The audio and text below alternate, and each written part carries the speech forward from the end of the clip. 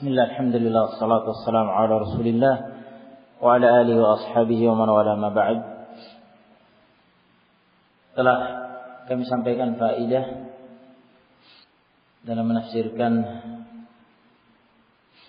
am yaquluna sya'irun natarabbasu bihi raibal manun, bahwa kata am ada dua. Ini buat yang sudah belajar nahwu. Aina syabab.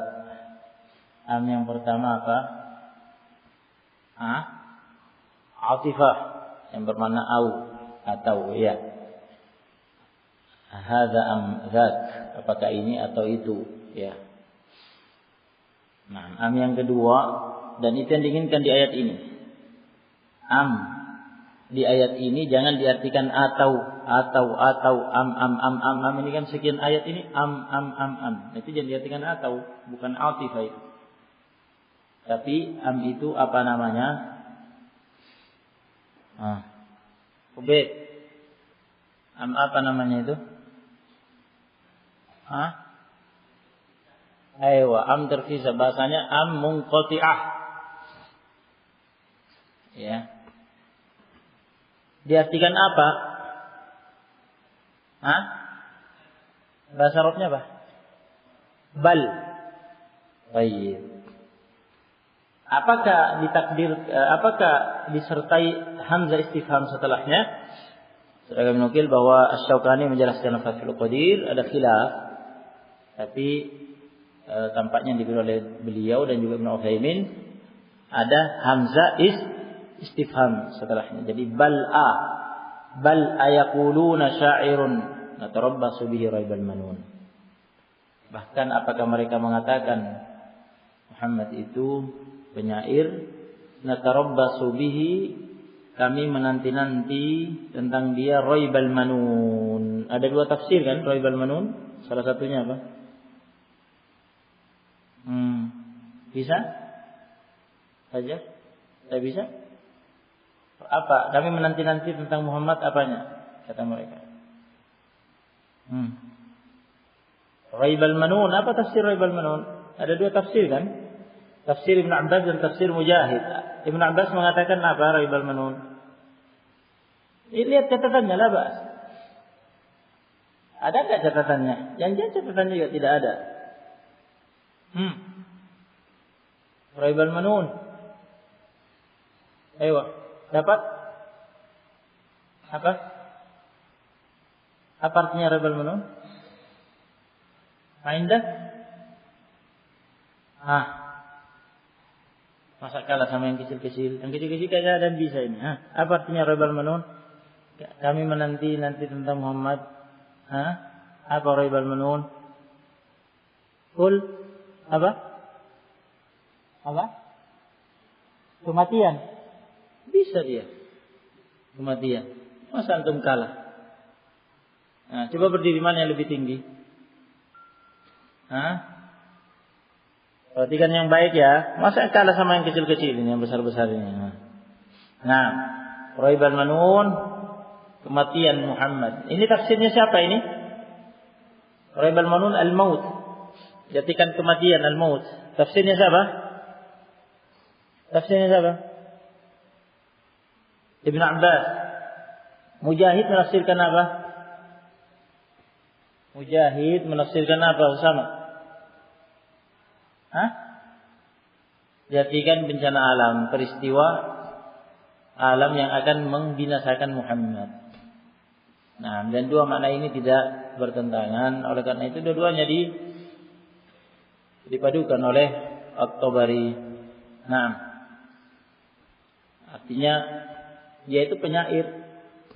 Dengan peredaran massa, tiba ajalnya dia mati atau datang bencana alam, peristiwa alam yang akan membinasakan dia, dan selesai urusannya sampai di situ. Dakwanya mati, hilang. Oleh karena itu Allah merintahkan qul tarabbasu fa inni ma'akum minal mutarabbisin, tantangan dan ancaman kepada mereka. Tarabbasu fa inni ma'akum minal mutarabbisin. Coba diartikan. Katakan tarabbasu. Coba diulangi. Baik. Am ta'muruhum ahlamuhum bihadza? Ay bal ata'muruhum ahlamuhum bihadza. Apakah ahlam mereka memerintahkan mereka dengan ini? Ahlam di sini artinya apa? Ahlam, Umayyah. Ahlam artinya apa di sini? Apa? Qul. Antum sudah menjawab, cuma ustaz enggak dengar. Berdiri. Apa?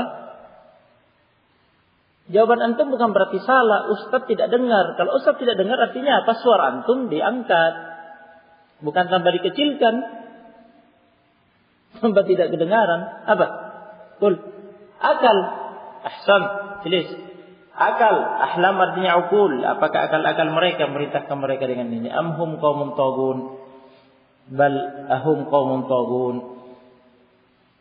Nah, tagun artinya melampaui batas, menentang kekafiran mereka, kesombongan, penentangan mereka, yang membuat mereka seperti itu. Am yaquluna taqawwala bal la yu'minun. Nah, apa makna taqawwala? Bahkan apakah mereka mengatakan bahwa Muhammad taqawwala? Apa makna taqawwala? Taqawwala mengarang-arang. Ya, mengada-ada atas nama Allah itu sebenarnya karya dia sendiri, kemudian dia nisbahkan bahwa itu ayat wahyu dari Allah.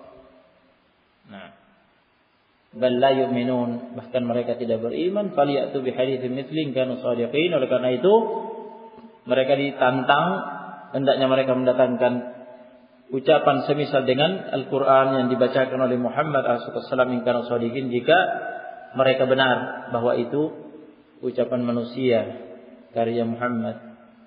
Mereka sama-sama orang-orang Quraisy, fusaha al-Arab, dikenal orang Quraisy itu adalah bangsa Arab yang paling fasih.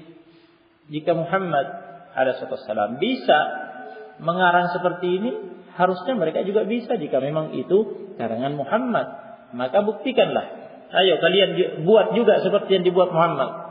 Kenyataannya mereka tidak bisa, berarti itu memang bukan buatan Nabi Muhammad SAW, bukan ucapan manusia, tetapi itu adalah kalam Allah, firman Allah. Kemudian ayat selanjutnya, am khuliqu min ghairi syai'in am humul khaliqun. Sama, am ini semua pembahasannya sama, tafsirnya sama, yaitu bal khuliqu. Jadi am diganti dengan kata bal bahkan apakah. Dan semua istifham di sini, istifham pertanyaan ini semuanya adalah pengingkaran kepada mereka. Ya, pertanyaan-pertanyaan ini bukan untuk dijawab oleh orang-orang kafir itu, tetapi itu adalah uslub, metode pengingkaran, metode mengingkari ya kebatilan dalam bentuk pertanyaan. Naam. Bal akhuliqu, bahkan apakah mereka diciptakan min ghairi syai'in, min ghairi syai'in ay min ghairi khaliqin, tanpa ya, tanpa sesuatu yang mencipta mereka. Syai' artinya sesuatu, yakni tanpa sesuatu yang mencipta mereka. Am khuliqu min ghairi syai'in ay am khuliqu min ghairi khaliqin yakhluquhum, apakah mereka itu tercipta sebagai makhluk tanpa ada sesuatu yang mencipta mereka? Am humul khaliqun, ataukah mereka menciptakan diri mereka sendiri? Mereka yang menciptakan diri mereka sendiri. Yang pertama dan yang kedua, ya, dua-duanya tidak mungkin. Oleh karena itu keduanya diingkari di sini. Tidak ada makhluk yang tercipta dengan sendirinya tanpa sesuatu yang menciptanya. Tidak ada, tanpa khalik yang menciptakannya, yaitu tanpa diciptakan oleh Allah. Tidak ada yang tercipta sendiri. Tidak ada makhluk yang tercipta sendiri tanpa diciptakan oleh Allah. Am khuliqu min ghairi syai'in. Bahkan apakah mereka itu tercipta tanpa ada sesuatu yang mencipta mereka? Tidak mungkin, mustahil. Kemudian am humul khaliqun. Ataukah mereka menciptakan diri mereka sendiri? Ya, apakah mereka menciptakan diri mereka sendiri? Tidak mungkin. Bagaimana mereka bisa menciptakan diri mereka ketika mereka belum tercipta, mereka tidak ada. Ketika belum tercipta mereka tidak ada. Bagaimana kemudian bisa menciptakan dirinya sendiri padahal tidak ada saat belum tercipta? Mustahil. Dua-duanya mustahil. Maka pasti ada ada sesuatu yang mencipta. Siapa sesuatu yang mencipta itu? Allah Subhanahu wa ta'ala.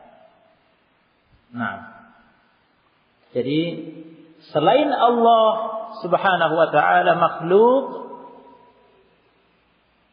yang diciptakan oleh Allah Subhanahu wa ta'ala. Tidak ada pencipta selain Allah. Selainnya semuanya makhluk, dan makhluk itu semua ciptaan Allah Subhanahu wa ta'ala. Jadi tidak ada sesuatu yang tercipta dengan sendirinya tanpa pencipta, dan tidak ada sesuatu yang menciptakan dirinya sendiri. Nah, kata Ibnu Katsir rahimahullah, hadzal maqam fi itsbati ar-rububiyyati wa tauhidil uluhiyah. Ya. Ayat ini dalam rangka penetapan rububiyah. Rububiyah Allah Subhanahu wa taala, bahwa Allah satu-satunya Rabbul Alamin, pencipta. Selainnya adalah marbub, makhluk. Allah satu-satunya Rabbun Khaliq. Selainnya adalah marbubun makhluk. Selain Allah adalah yang dicipta oleh Allah Subhanahu wa taala. Dan mengandung penetapan tauhid al-uluhiyah. Satu-satunya al-ilahul haq, satu-satunya Tuhan yang benar, yang pantas dan berhak untuk disembah, untuk diibadahi, hanya Allah Subhanahu wa taala. Karena jika tidak ada pencipta selain Allah, berarti Allah tidak punya tandingan. Dia satu-satunya Rabb, pencipta. Selainnya derajatnya sama-sama makhluk. Tidak pantas makhluk menyembah makhluk. Makhluk tidak berhak dipertuhankan. Hanya pencipta yang maha kuasa, yang berhak dan pantas untuk diagungkan dan dicintai dengan ibadah. Jadi menunjukkan tauhid rububiyah dan tauhid uluhiyah. Ayat ini luar biasa. Oleh karena itu Jubair bin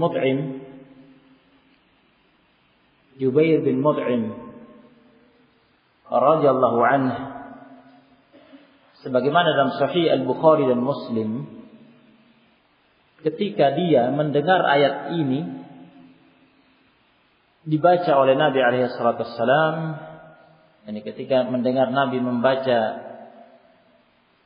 surat At-Tur, ya, pada salat maghrib, yani di Madinah. Nah, ceritanya Jubair bin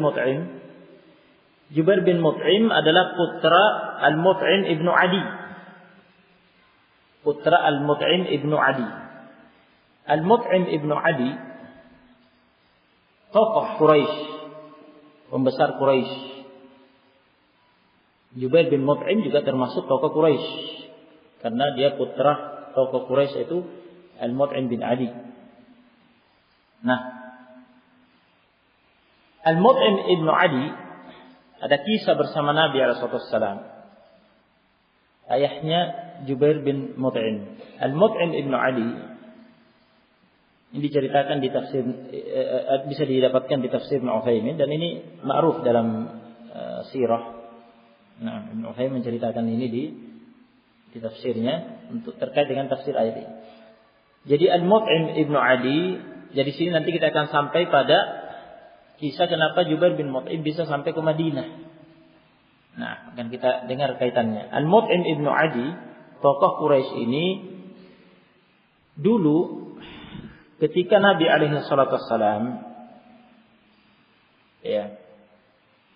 pulang dari Taif berdakwah, dan dia dalam keadaan bahaya, terancam oleh Quraisy, dia masuk ke Makkah dan melakukan tawaf di Ka'bah atas perlindungan Al-Mut'im Ibnu Adi.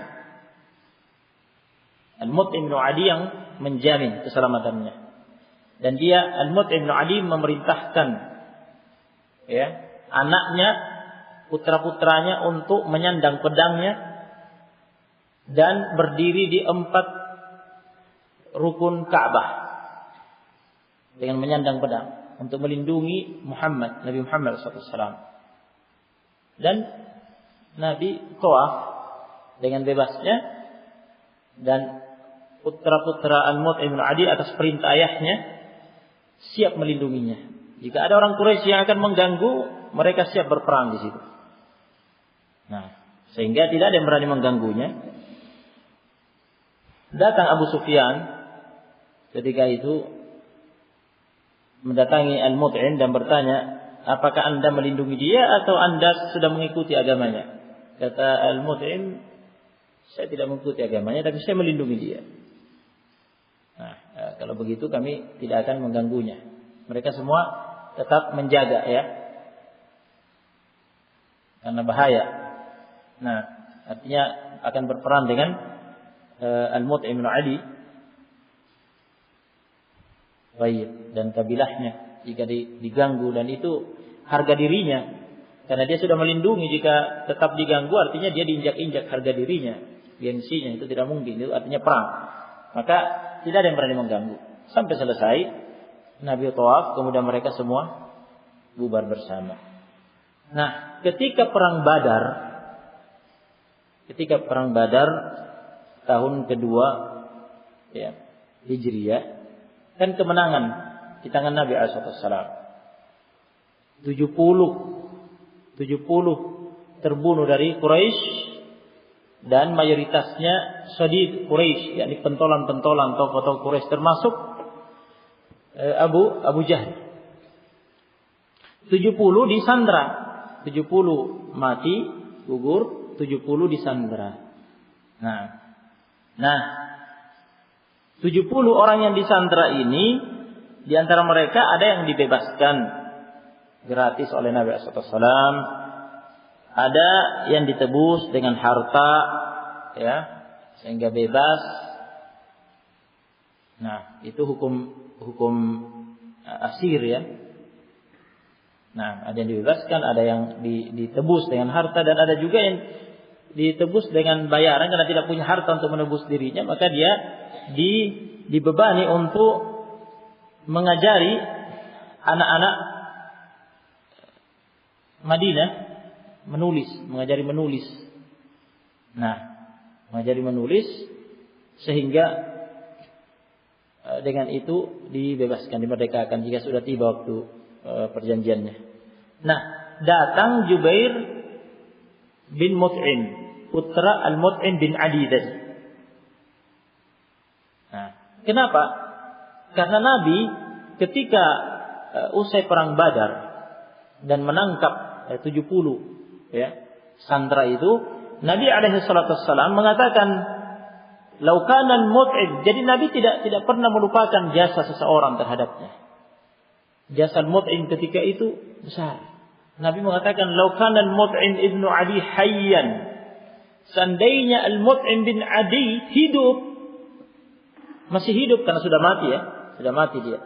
Kata Nabi, "Lau kana al-Mut'im bin Adi hayyan." Seandainya al-Mut'im bin Adi masih hidup, fakallamani, kemudian dia berbicara kepadaku, melakukan negosiasi kepadaku fi haula'in natna, tentang sandera-sandera yang najis itu, orang-orang kafir itu, la taraktuhum lahu, sungguh aku akan bebaskan mereka untuknya. Sebagai balas jasa dulu melindungi dia itu tadi yang kita dengar ceritanya. Seandainya masih hidup dia dan dia yang melakukan negosiasi dan bicara kepada agar mereka dibebaskan, diberikan kepadanya, saya akan berikan sebagai balas jasa. Nah, kata Ibnu Utsaimin, sepertinya ya Jubair bin Mut'im mendengar sabda Nabi tadi.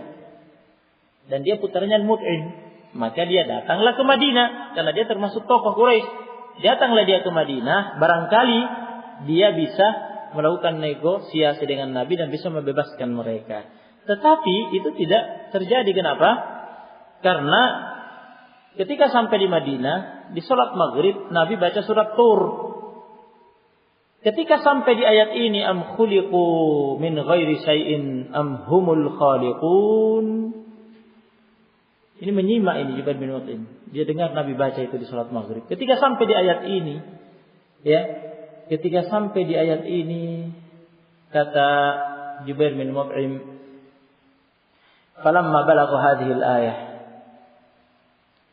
kada qalbi ayatir, hampir melayang hatiku, hampir melayang kalbuku, hampir copot.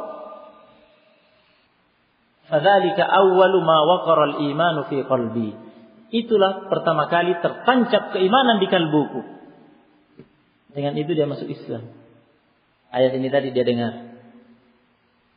Ya, karena jelas am khuliqu min ghairi syai'in am humul khaliqun. Dan mereka kan orang-orang Quraisy itu kan berkeyakinan tauhid rububiyah. Tahu mereka, yakin mereka bahwa Rabb mereka yang mencipta mereka Allah Subhanahu wa taala. Mereka diciptakan oleh Allah. Mereka tidak tercipta dengan sendirinya dan tidak menciptakan diri mereka sendiri. Jika demikian berarti kan harusnya sadar kalau begitu tidak ada yang berhak dipertuhankan selain Allah Subhanahu wa taala. Kenapa kemudian mempertuhankan berhala-berhala? Disitulah menancap keimanan dalam hatinya. Masuk Islam dan menjadi sahabat yang mulia radhiyallahu anhu. Kemudian meningkat lagi ayat berikutnya, am khalaqus samawati wal arda bal la yuqinun. Ini kan tahapan bal khalaqus samawati wal arda. Bahkan apakah mereka menciptakan 7 lapis langit dan 7 lapis bumi? Lebih tidak mungkin lagi. Diri-diri mereka secara fisik, ciptaan tidak bisa dibandingkan dengan langit dan bumi. Dibandingkan dengan 1 lapis langit saja tidak mungkin. Apalagi 7 lapis langit bersama bumi. Dibandingkan 1 lapis bumi saja tidak mungkin. Langit jauh lebih besar daripada bumi. Apalagi keseluruhannya. Lebih tidak mungkin lagi. Nah, tidak mungkin mereka menciptakan langit dan bumi. Artinya ini bertahap. Am khuliqu min ghairi syai'in am humul khaliqun. Jadi bukan mereka menciptakan diri mereka sendiri, ya, dan juga tidak tercipta dengan sendirinya. Bahkan, ya, di sana ada langit dan bumi yang Allah ciptakan.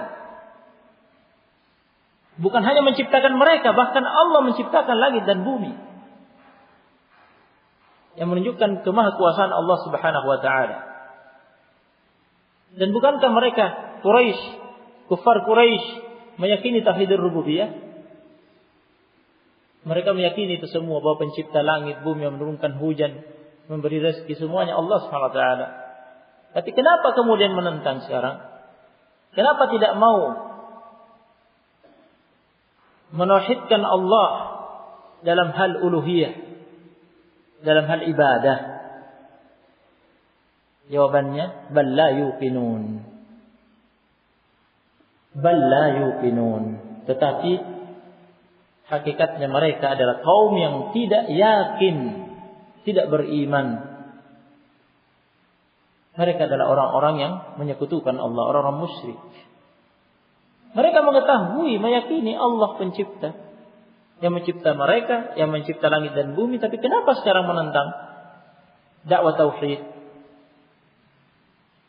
Karena keangkuhan mereka, kesombongan mereka. Karena tidak yakinnya mereka.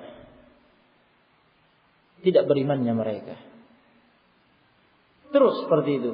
Ayat berikutnya, am indahum khazain rabbik. Bahkan a'indahum bal a'indahum khazain rabbik. Bahkan apakah indahum di sisi mereka, yakni mereka memiliki khazain, perbendaharaan Rabbik, Rabbmu,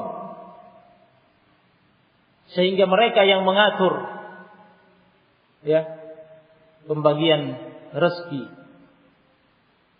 Am humul musaytirun, am humul musaytirun, am humul musaytirun, bal ahumul musaytirun. Bahkan apakah mereka yang berkuasa,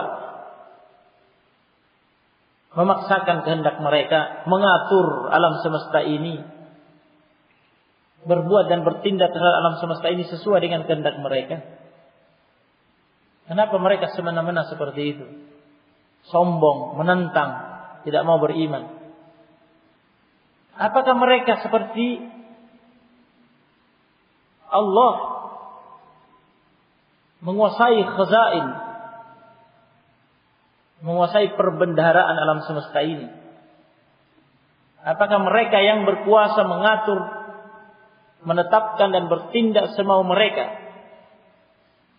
Ini semua pengingkaran kepada mereka. Kenapa mereka begitu? Perbendaharaan itu di tangan Allah semuanya. Allah yang mengatur alam semesta ini sesuai kehendaknya, bertindak, berbuat sesuai kehendaknya, sesuai tuntutan hikmahnya. Terus, am lahum sullamu yastami'una fih, ay bal alahum sullamu yastami'una fih. Bahkan apakah mereka memiliki sulam, memiliki tangga, yastami'una fih, melalui tangga itu mereka manjat ke atas, mendekat ke langit untuk menyimak berita-berita di langit dari kalangan malaikat yang ada di langit. Yastami'una fi, untuk menyimak berita-berita di langit dari para malaikat yang ada di langit melalui perantaran sulam tangga itu. Jika ya mereka punya tangga itu untuk melakukan itu, falyati ditantang mereka, falyati, maka hendaknya datang mustami'uhum,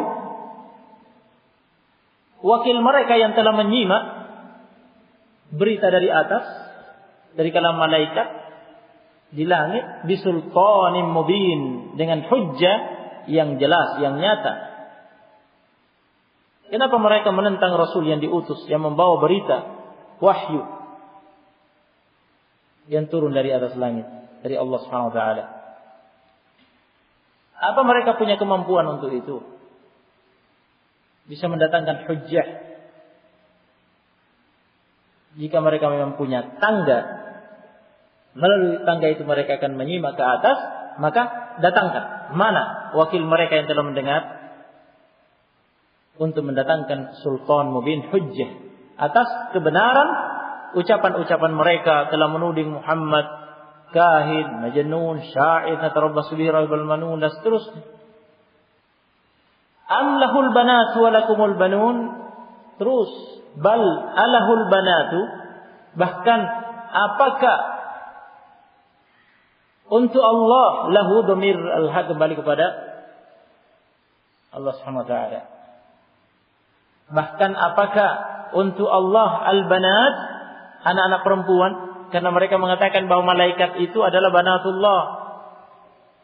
Mereka menisbatkan bahwa malaikat itu adalah putri-putri Allah. Padahal mereka sendiri tidak suka jika mereka diberi keturunan anak wanita. Mereka malu. Bahkan di antara mereka ada yang membunuhnya hidup-hidup. Menguburnya hidup-hidup karena malu. Mereka maunya laki-laki. Mereka maunya laki-laki, jika dapat anak wanita malu. Kemudian mereka menisbatkan bahwa malaikat itu adalah anak wanita Allah. Qismatun dhiza, pembagian yang tidak adil. Am lahul banat wa lakumul banun, bahkan apakah untuk Allah al-banat, anak-anak perempuan, kemudian untuk kalian anak laki-laki? Ishhada. Kalian sendiri tidak suka dapat banat, kemudian kalian hendak memberikan kepada Allah. Tidak adil kan? Qismatun dhiza. Maha suci Allah Subhanahu wa taala dari penisbahan-penisbahan seperti itu. Lam yalid wa lam yulad wa lam yakul lahu kufuwan ahad. Allah tidak beranak, tidak diperanakkan, tidak ada tandingannya. Allah tidak beristri, tidak beranak. Allah Maha kuasa, Maha tidak butuh kepada selainnya. Al-Hayyul Qayyum.